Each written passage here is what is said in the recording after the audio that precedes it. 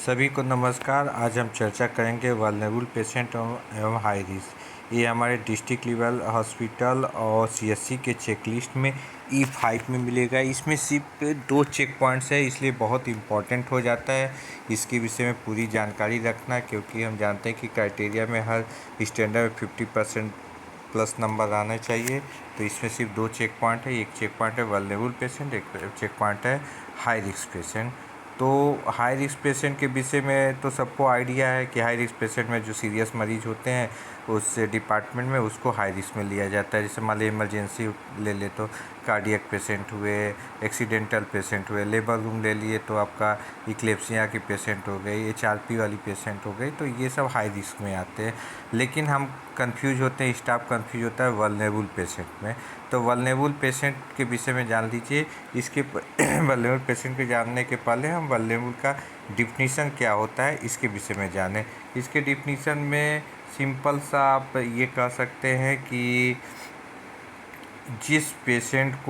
जो पेशेंट अपना खुद का केयर ना कर सके या उसको केयर करने के लिए दूसरे की ज़रूरत पड़ती है, ऐसे पेशेंट को वल्नरेबल पेशेंट कहते हैं।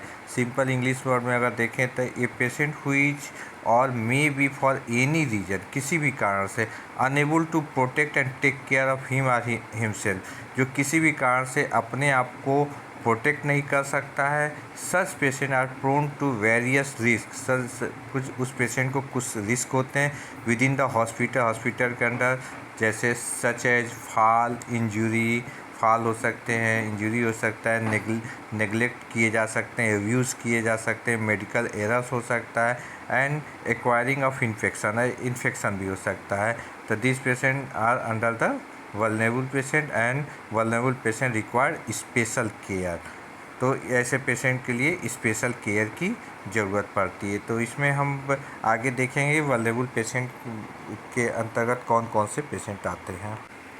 इसके अंतर्गत इन्फेंट्स आएंगे, चिल्ड्रेन आएंगे, डिसेबल्ड पेशेंट्स आएंगे, एल्डरली एंड फेल पेशेंट आएंगे, चाइल्ड एब्यूज पेशेंट आएंगे, डोमेस्टिक वायलेंस वाले आएंगे, सेक्सुअल असॉल्ट एब्यूज़ वाले आएंगे, सभी SCBO NICU के जो पेशेंट हैं या कंपोज पेशेंट आएंगे, पेशेंट ऑन मैकेनिकल वेंटिलेशन पर जो पेशेंट आएंगे, एल्डर एब्यूज डिहाइड्रेशन वाले पेशेंट आ जाएंगे, सब्सटेंस एब्यूज़ वाले आ जाएंगे, एल्डरी 70 ईयर्स के प्लस वाले पेशेंट आ जाएंगे, मेंटल रिटार्डेड जो मानसिक रूप से विकृत हैं वो पेशेंट आएंगे। अब पेशेंट इन क्राइसिस, जो क्राइसिस में जो पेशेंट हैं जिनको किसी तरह का क्राइसिस है, वो सारे पेशेंट आ जाएंगे। तो डिफिनीशन के अनुसार ये जो कैटेगरी बताया गया है पेशेंट का, ये अपना केयर नहीं कर पाते हैं, इनको स्पेशल केयर की ज़रूरत पड़ती है, तो ये वल्नरेबल पेशेंट के अंतर्गत आते हैं। अब इनका केयर कैसे करना है इसको आगे हम देखते हैं। सबसे पहले तो वल्नरेबल पेशेंट को आइडेंटिफाई करेंगे, फिर इनके कहना वार्ड में ओरिएंट कर देंगे नर्सिंग स्टाफ को या डॉक्टर को कि ये वल्नरेबल पेशेंट है। नर्सिंग स्टेशन को इन्फॉर्म कर देंगे या जो डॉक्टर्स में ट्रीटिंग डॉक्टर हैं। फिर हम कोशिश करेंगे ऑरेंज कलर का विस्ट बैंड वल्नरेबल पेशेंट को कलाई में बांध देंगे, ताकि क्या नाम है उनको प्रॉपर वे में ईजी वे में आइडेंटिफाई कर सकें।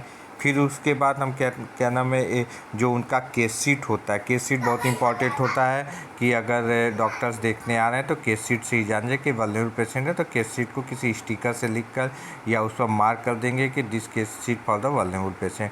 फिर उसके लिए एक अलग से, अगर वल्नरेबल पेशेंट की संख्या ज़्यादा है तो उनके लिए एक अलग से वार्ड बनाएंगे, separate queue in a ward and a place the patient near to the nursing station. और कोशिश करेंगे कि वल्नरेबल पेशेंट को नर्सिंग स्टेशन के करीब रखा जाए, क्योंकि वार्ड में कई ज़्यादा मरीज होते हैं, तो वल्नरेबल पेशेंट अगर नर्सिंग स्टेशन के करीब रहेंगे, समीप रहेंगे, तो उनका केयर अच्छी तरह से हो पाएगा। फिर नेसेसरी आइटम्स, चूँकि उनके अटेंडेंट होते नहीं या अटेंडेंट रहते भी हैं, तो हम लोग कोशिश करते हैं कि उनके अटेंडेंट के थ्रू क्या नाम है या खुद अपने, अगर अटेंडेंट है ठीक है, नहीं अटेंडेंट हम खुद उनका जो नेसेसरी आइटम है, जैसे वाटर हुआ, फ़ोन हुआ, सम बिस्किट वगैरह हुआ, जो भी एज फॉर रिक्वायरमेंट हम कुछ नेसेसरी आइटम उनके समीप रख देंगे, ताकि वो इजी वे में उसे असिस्ट कर सकें, उसे ले सकें और हम प्रॉपर वे में उनका नर्सिंग केयर कर सकें। तो इस तरह से वल्नरेबल पेशेंट का डिफिनीशन हो गया, उनका कौन कौन से पेशेंट आते हैं, फिर उसके बाद उनका केयर कैसे करना है। तो हमारा जो E5 स्टैंडर्ड है वो इस तरह से कंप्लीट हो जाएगा। वल्नरेबल पेशेंट तो हमारे हॉस्पिटल्स में बहुत कम आते हैं, लेकिन जो आते हैं उनको स्पेशल केयर को एक्स्ट्रा केयर की ज़रूरत पड़ती है और स्टाफ को भी इसके विषय में जानकारी होनी चाहिए। ये तो केयर से रिलेटेड हुआ, पेशेंट सेफ्टी से रिलेटेड हुआ।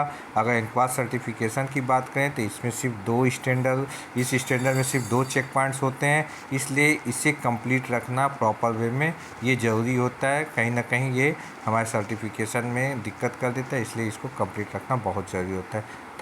Thank you so much for watching.